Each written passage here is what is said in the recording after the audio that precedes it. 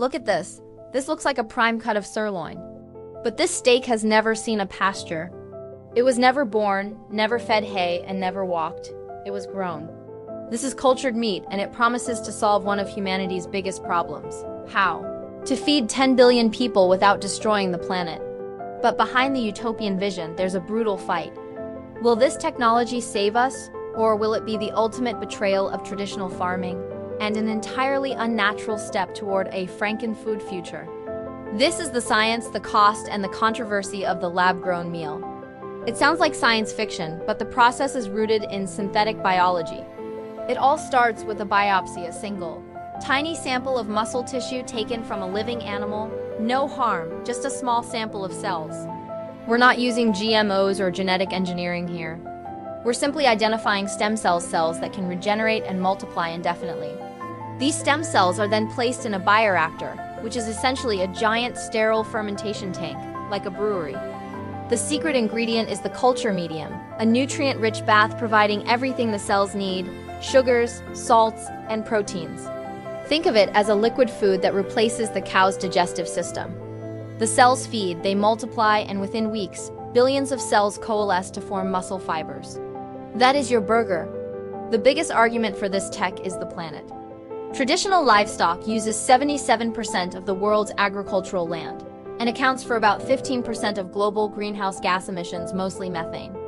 Cultured meat requires vastly less land, no antibiotics, and promises a massive reduction in emissions. But here is the controversial catch.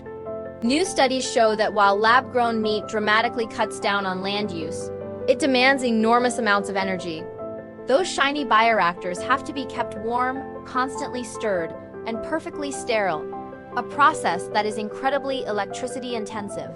If the electricity powering the meat factories comes from coal or gas, some analyses suggest cultured meat could actually generate more warming over the long run than traditional farming. The environmental superiority is entirely dependent on one factor: clean, renewable power. Now let's talk about the two most volatile issues: the economy and the kitchen table. For traditional farmers, this is not a sustainable future, it's an existential threat.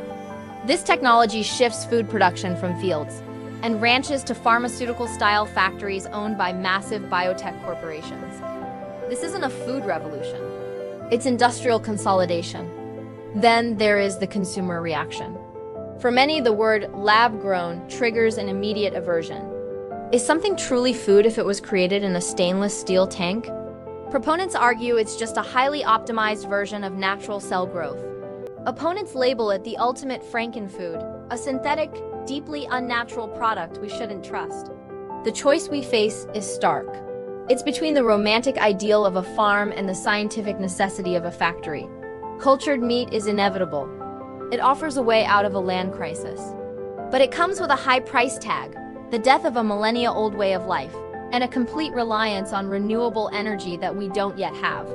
So I'll ask you, if your plate could save the environment but cost the entire farming economy its future, and you knew that steak was never truly alive, would you eat it?